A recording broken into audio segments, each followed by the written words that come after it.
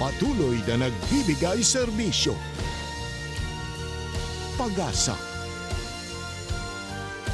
at saya. GMA Regional TV. Kapuso ng bawat Pilipino.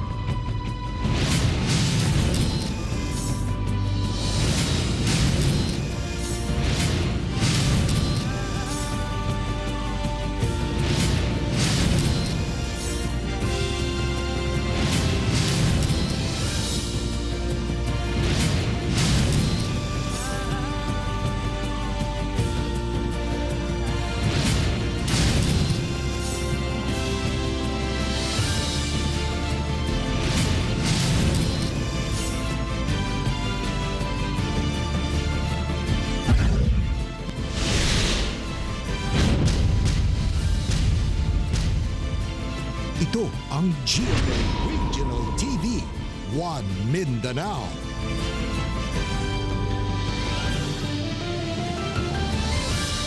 Mga hapon Mindanao, ini ang GMA Regional TV 1 Mindanao. Hatod namo ang pinakadagko ug pinakalahing balita sa Mindanao. Ako si Tek Ocampo. Sara Hilomen Velasco. Real Soroche, live gikan din sa GMA Davao Complex. Local government sa General Santos City gusto ipailam ang syudad sa enhanced community quarantine. Ano ang COVID-19 update sa Mindanao? Pinaagi ni report. Buot sa lokal nga kagamhanan sa General Santos City nga ibutang ang syudad ubos sa Enhanced Community Quarantine o ECQ tungod sa kalit nga pagsaka sa COVID-19 cases sukad ni atong bulan sa Agosto.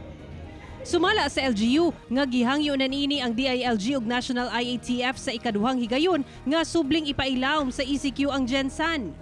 Nakatakdang moabot sa syudad sunod Huwebes sila National IATF Chief Implementer Secretary Carlito Galvez Jr., Secretary Vince Dizon ug Defense Secretary Delphine Lorenzana. Kini aron susihon ang sitwasyon sa syudad. Misa ka na sa 132 ang total confirmed COVID-19 cases sa General Santos City. 49 ang nakarecover ug 7 ang namatay. Sa Davao City, usa ka 1-year-old baby girl nga taga Barangay 76-A ang nagpositibo sa COVID-19. Samtang usa ka 74 anyos nga lalaking taga Bunawan ang namatay sa maong sakit. Dunay 1,488 kakumpirmadong kaso sa COVID-19 ang Davao City. 203 ang active cases. 1,227 ang nakarecover ug 58 ang namatay. Sa Butuan City, temporaryong gisirado ang Hall of Justice sa syudad human gipailawom sa disinfection sulod sa duha ka adlaw sugod karong adlaw. Busa suspendido ang trabaho ug hearing sa korte niya ng mga adlaw. Kinibisan pa man nga walay nabalita nga nagpositibo sa COVID-19 sa maong buhatan. Sa Midsayap, North Cotabato, usa ka 84 anyos nga babae ang nagpositibo sa COVID-19. Sa Alabel, Sarangani, gipailawom sa border lockdown ang lungsod tungod sa daghang mga bag-ong confirmed COVID-19 positive cases sa lugar. Nasayran sab nga mga nagpositibo, dunay history of exposure sa Gensan Fish Port. Duna say natala nga bag-ong namatay sa COVID-19 sa Alabel. Samtang sa Maasim, Sarangani, 3 ang nadugang sa ihap sa kumpirmadong kaso sa COVID-19. Usa ka 7 anyos nga lalaki, 48 anyos nga babae ug 52 anyos nga lalaki.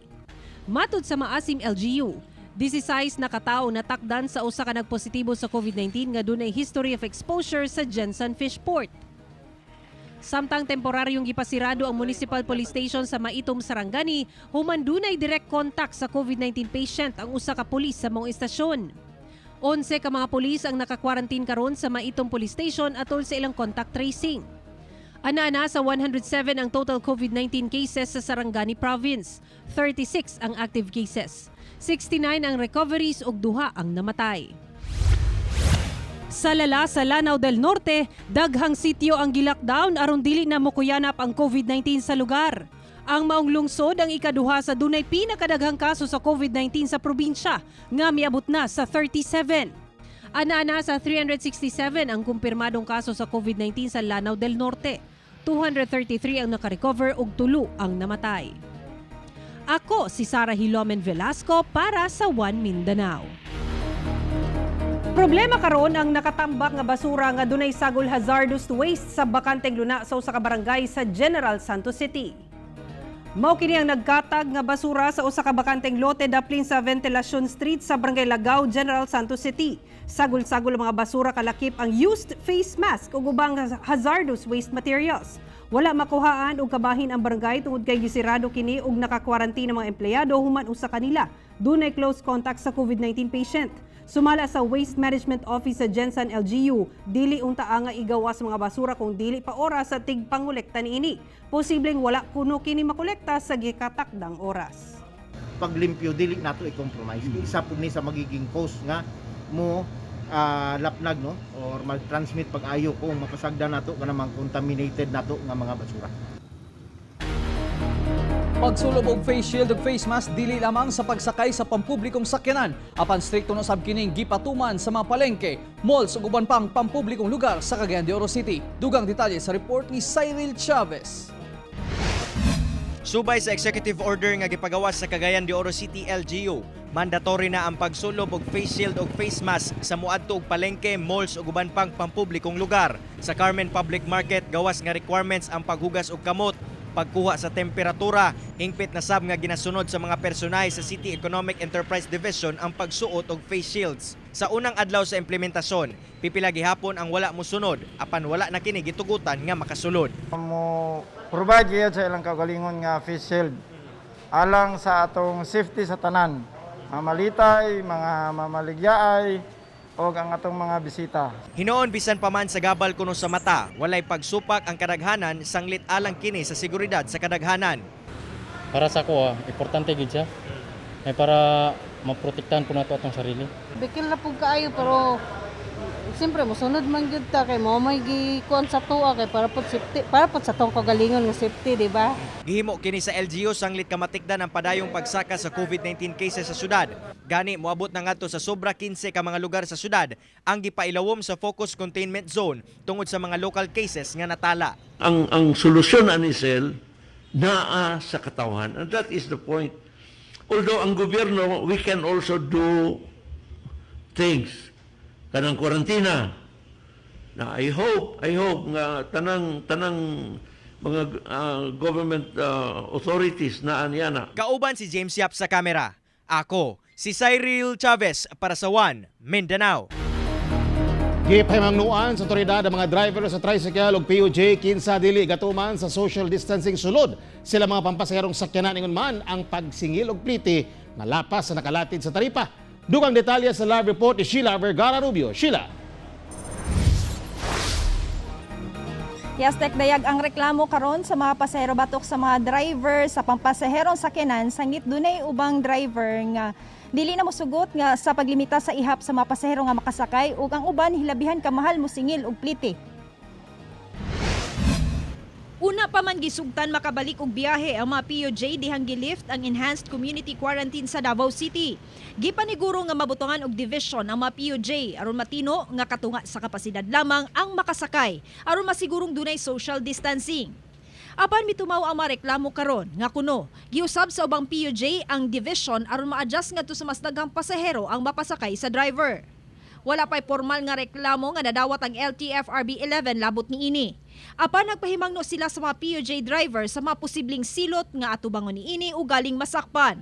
That is considered a violation sa ilang franchise and pwede sila mamultahan o 5,000 sa first offense, 10,000 sa second offense or 15,000 and possible suspension sa third offense. Makigkoordina usab ang CTTMO ngadto sa kapulisan aron ilakip kini sa pagsusi sa mga control point.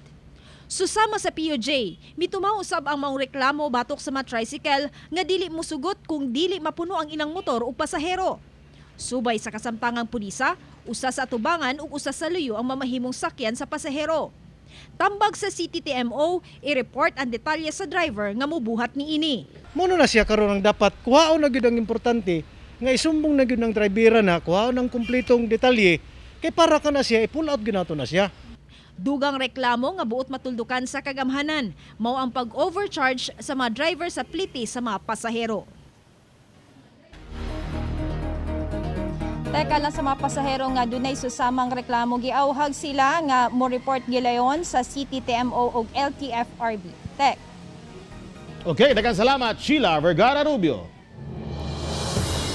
Naduga nga ng mga maabrihan nga rota sa mga public utility vehicles sa Rion 11. Gikumpirma sa LTFRB 11 nga abri na ang Davao-Digos-Davao UV Express route. Kinihuman misugot na ang Digos LGU nga magpasulod og public transportation karong napailaw na sa Modified General Community Quarantine ng syudad. Aron makabiyahe, gikinahanglan nga mokuha una og special permit sa maong buhatan. Gawa sa UV Express, giabrihan sab ang POJ route sa Digos, Malalag, Davao del Sur o ubang lugar sa Davao del Norte. Immediately, eskritory na, nagahulat na lang may sa mga operators, mag-apply sila og kanang ginatawag na special permit. 29th Mindanao Business Conference gipahigayon online. Atong sayron ang detalye sa live report ni Cyril Chavez. Cyril. Yes, Real, mga programa aron mulambo ang ekonomiya sa Mindanao taliwala sa pandemya ang lakip sa mga nahisgutan sa unang adlaw sa Mindanao Business Conference. Sa 29th Mindanao Business Conference Online, nagdala kini sa temang Mindanao Journeying to the New Normal. Aron magpabiling food hub sa nasod ang Mindanao, mas pakusgan karon sa Department of Agriculture ang mga programa aron mulambo ang sektor sa agrikultura sa Mindanao. Doon na may nasinating shortage sa supply sa pipila ka mga agricultural products tungod sa pandemya. Apan hinay-hinay nang naga-normalize kini tungod sa pagpatuman sa Food Security Framework Plan. Padayon sab ang plant program sa DA aron direktang mahatod sa mga mag-uuma ang tabang nga ilang kinahanglan. Ginadasig usab nila ang mga kabatan-unan nga sudlan ang farming aron mas mulungtad ug mulambo pa ang agriculture sector. Mentoring and attracting the youth among others. Let me say that farmers and fisher folks need to adapt to the dynamically changing times.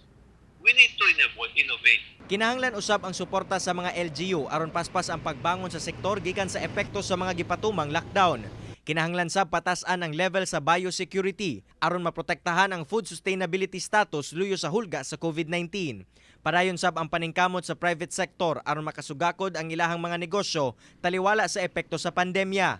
Namatiktan sab nga underperforming kuno ang nasod kung itandi sa ubang nasod sa ASEAN sa hisgutan ng agrikultura. Busa angay palambuon pa ang tuna ug banana industry sa Mindanao nga usa sa mga nag-unang produkto sa isla. Modernize the use of technology to increase productivity and income for both farmers, of course, and processors and exporters. Real, magpadayon og mga adlaw ang Mindanao Business Conference pinaagi gyapon sa online ug nakatakda nga hisgutan ang turismo ug digital economy. Aron na taliwala gyapon sa new normal ug magpadayon gyapon ang paningkamot sa mga ahensya sa gobyerno aron makasugakod o magpadayon ang pagtuyok sa kwarta o mabuhi ang ekonomiya sa Mindanao. Real. Okay, daghang salamat Cyril Chavez. Gikalipay ni Mayor Al David Uy nga daghang mga turista ang mibisita sa Samal Island human sa pipila ka bulang pagsirado tungod sa COVID-19.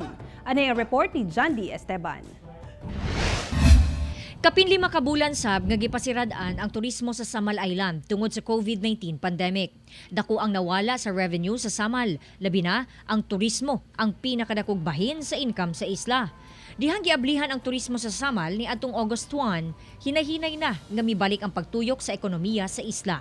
Sukad August 1, kapin 15,400 tourist arrivals ang natala sa City Investment and Tourism Office. Apan luyo ni ini, doon nagihapoy kabalaka si Mayor Al David Uy. Siyempre, nalipay ko kay hinay-hinay nag-aabre. At the same time, medyo nag-uulpod. Kay, of course, whether we like it or not, naamang yun ang COVID. It's there already. Kumbaga, it's part of our daily lives na ang COVID. Kaya wa pa may bakuna. So what we are doing now is nalipay po ko kay naaman in place man ang atuang isolation facilities, daghantag isolation facilities. Busa istrikto ang pag-check sa mga quick response code sa mga musulod o gawa sa isla. Sa karon nakapalit na og dugang 2,000 swab test ang lokal nga panggamhanan. Sagad kining gamiton alang sa mga locally stranded individual ug mga returning overseas Filipino. Hangyo lang nako sa mga katawhan, labi na sa mga taga-Samal, na when it comes to contact tracing, magsulti lang yung tinuod, no? Di lang mamakak. Kaya mao na problema ron. Medyo kapa-kapa gyud ta pag abot na sa contact tracing. Sa karon, tulo na lang ang active cases sa Samal Island. Gumikan daghan na ang naka-recover. Kauban si Mel Colmenares sa kamera. Ako si John D. Esteban para sa One Mindanao.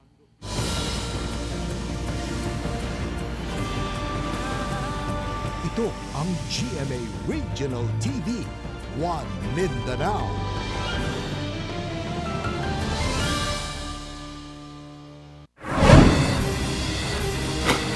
Sa Cagayan de Oro City, arestado ang duha ka mga tindero ug prutas nga sila si Benji Sagusay, 42 anyos ug Charlie May Epis, 28 anyos, nga taga Cronin Village, Barangay Kamaman-an.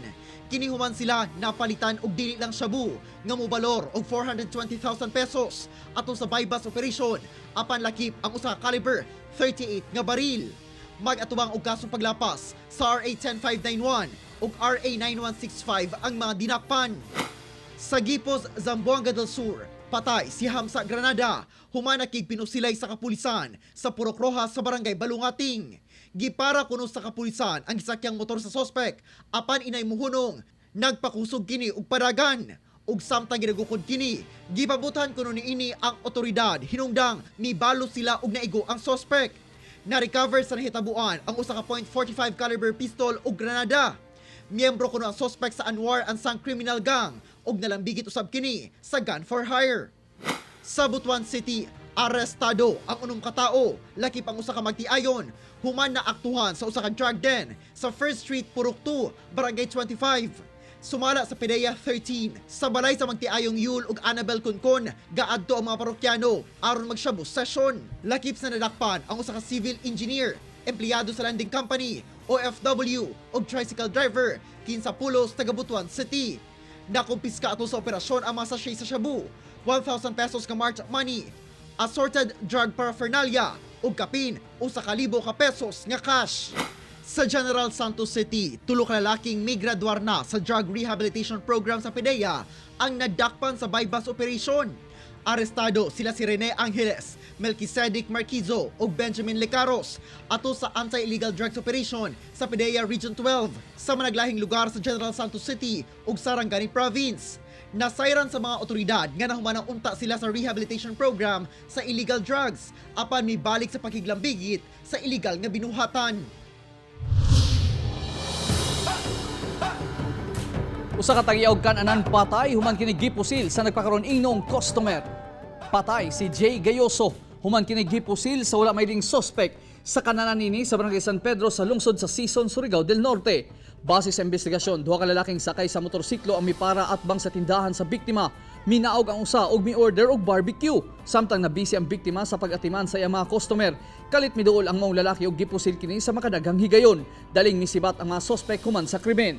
Una ang panghitabo, nakadawat kuno og text ang biktima gikan sa wala mahiling sender apan gibaliwala lang kuno niini.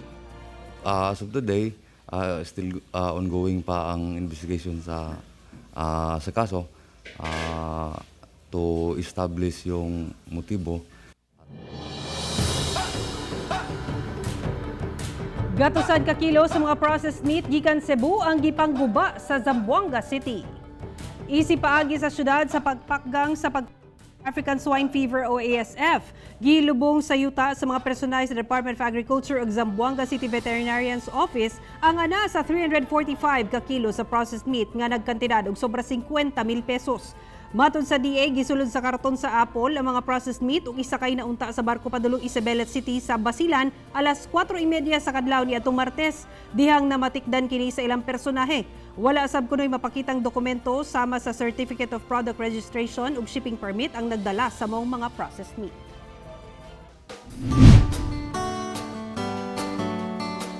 Mixed face-to-face ug modular ang sistema sa klase sa mga private schools sa Maguindanao Province.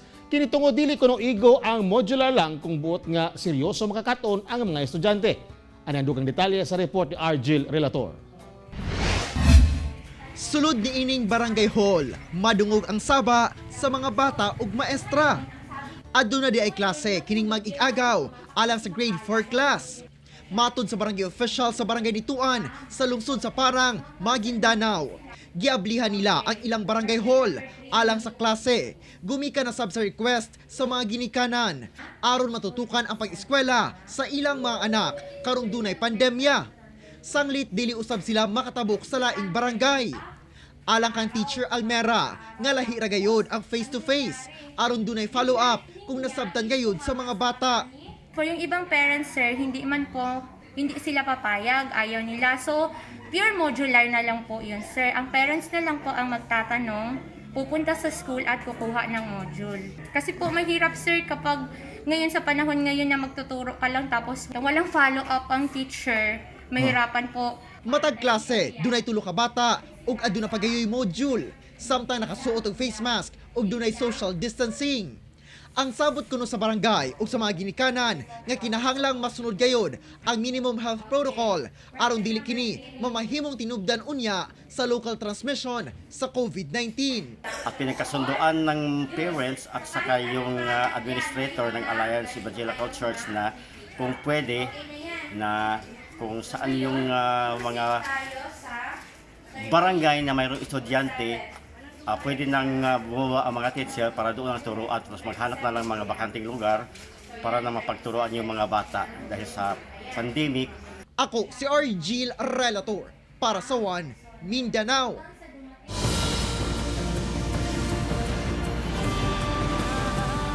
Ito ang GMA Regional TV, One Mindanao.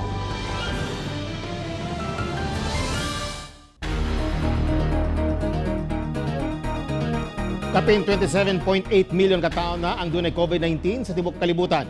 Samtang sobra 248,000 na ang nagkasakit sa Pilipinas ug halos 8,000 niini mga taga Mindanao. Misaka na sa sobra 27,871,000 katao ang nataptan og COVID-19 sa tibok kalibutan. Dunay nay sobra 18,780,000 ang nakarecover ug 903,967 ang namatay. Sa Pilipinas miabot na sa 248,947 ang nagkasakit og COVID-19. Ana-ana sa 186,058 ang nakarecover o 4,066 ang namatay. Samtang sa Mindanao, 7,969 ang dunay COVID-19, 5,267 ang recoveries ug 222 ang namatay. Gisumiti na sa Davao City Tourism Office ang ilang report ngadto sa City Legal Office kalabot sa ingranding kasal nga gipahigayon sa Davao City taliwala sa COVID-19. Ano ang report ni Sheila Vergara Rubio.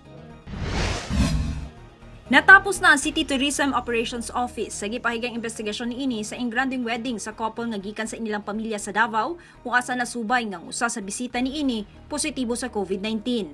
Kahinumduman nga nadismaya si Mayor Inday Sara Duterte nga milusad og grandiosong wedding bisan sa gipagulang period of mourning and vigilance sa syudad bunga sa pandemya. Gikumpirma sa City Tourism nga duna sila'y mga nakitang kalapasan sa health protocol ang organizer sa event. Apan anana kuno sa City Legal Office ang pagtimbang niini sa kung unsang desisyon ang himuon. Nag-site na kami kung ano yung mga na-discover namin, ganyan. And then basta all of the papers binigay na po namin sa City Legal and we're just waiting also. Sanglit ilawom sa maong buhatan ang pag-supervise sa mga events coordinator busa ang organizer lamang ang sakop sa investigasyon. Laing buhatan kuno ang musubay sa kliyente o kinasal kung duna ba kini kalapasan sa paglusad sa mong grandiosong event o wala. Then we had another meeting naman with the event organizers and we emphasized kung ano yung mga guidelines natin, mga do's and don'ts natin. Kauban si Bebot Cajes sa kamera. Ako si Sheila Vergara Rubio para sa One Mindanao. Sa ikapito nga kasumaran sa 2013 Zamboanga Siege, kapin 500 ka mga banay ang wala gihapoy balay tungod sa paghunong sa housing project bunga sa COVID-19 pandemic. Ano report ni Argil Relator. Aminado ang Zamboanga City LGU nga apektado ang nabiling proyekto sa pabalay sa National Housing Authority para sa mga pamilyang biktima sa 2013 Zamboanga Siege. Matod sa Housing and Land Management Division sa Zamboanga City LGU, kapin 70 ka mga banay ang nagpuyo pa sa transitory site, samtang 500 ang nagpuyo lang sa ilang mga paryente. The city government of Zamboanga is closely coordinating with the National Housing Authority. It so happened na meron po tayong pandemic. Dunay duha ka housing sites nga gipalit sa national government para sa permanent shelter nga houses on stilts apan nahunong tungod sa COVID-19 pandemic. Sa karon, ginaayos na sa Zamboanga City LGU ang linya sa kuryente, tubig ug sewage system ug treatment plant sa komunidad para sa hugaw sa mga tao.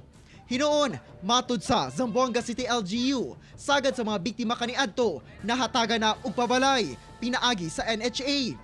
Kahinumduman nga September 9, 2013, diyang misulod ang grupo ni MNLF Commander Javier Malik sa Zamboanga City ug gi-hostage ang pipila ka mga tao ug gipangsunog ang mga balay sa Barangay Mariki, Rio Hondo, Santa Barbara ug Santa Catalina. Kapin 20 ka mga sundalo, 5 ka pulis ug 13 ka sibilyan ang namatay sa 25 adlaw nga engkwentro batok MNLF.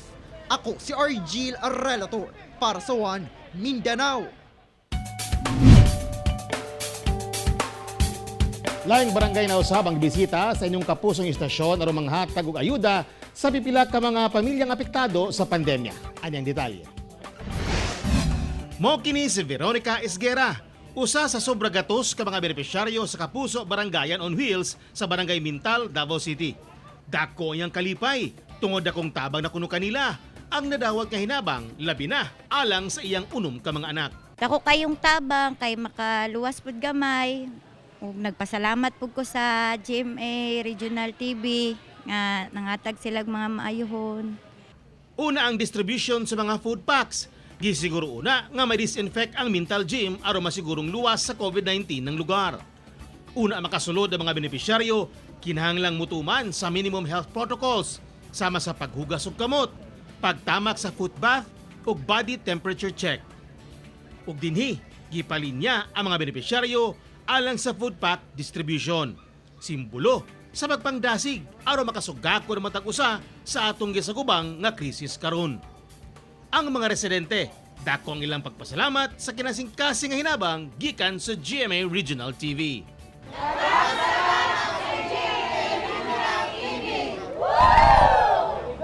Kauban si Joe Pascual sa kamera. Ako si Teco Campo para sa One Mindanao. Alang sa mga locally stranded individuals ug returning overseas Filipinos sa Lanao del Norte, dunay itanyag nga trabaho ang provincial government alang kaninyo. Nanginahanglan karon ang provincial government sa Lanao del Norte ug mga data enumerator nga magtrabaho sugod September hangtod December. Busa alang sa mga na-displace o nawadan og trabaho nga mga LSI ug ROF nga interesado, aniya ang mga qualifications. Kinahanglan 21 years old hangtod 49 years old, physically and mentally fit, at least high school graduate ug with good communication skills. Ang mga requirement, kinahanglan ng application letter, personal data sheet ug certificate of quarantine sa Rural Health Unit o Provincial Health Office. Kinahanglan lang makigkoordina sa IATF pinaagi sa Balik Probinsya Program.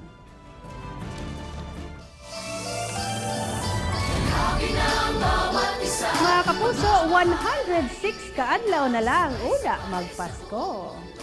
Mga kapuso, way puwas ang among pagatudog balita. Bisitahin ang www.gmaregionaltv.com ug mag-subscribe sa official YouTube channel sa GMA Regional TV. Busa mga kapuso, ayaw polay sa madagkong balita sa nagkadayang riyon sa nasod, subscribe na. Ug mo katumulahig dagkong balita sa Mindanao karong adlaw. Ako si Rial Soroche. Daghang salamat sa inyong kanunay nga paguban kanamo matag adlaw. Ako si Sara Hilomen Velasco. Tungod ang mga balita sa atong palibot, importante alang kanamo. Kini ang GMA Regional TV 1 Mindanao. Teco Campo, buong puso para sa Pilipino.